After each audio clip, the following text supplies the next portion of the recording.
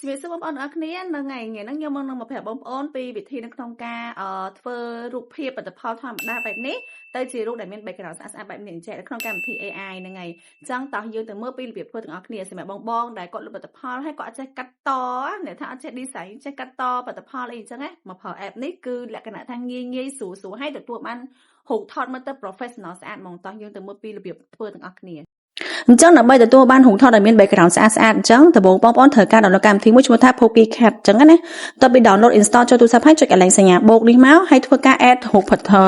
product យើងចូលពេលដែលឲ្យ upload ចូលនេះគឺវា remove background ចេញឲ្យយើង auto ហ្មងបងប្អូនអញ្ចឹងណាគឺស្រួលមែនតើបងប្អូនគ្រាន់តែចាំ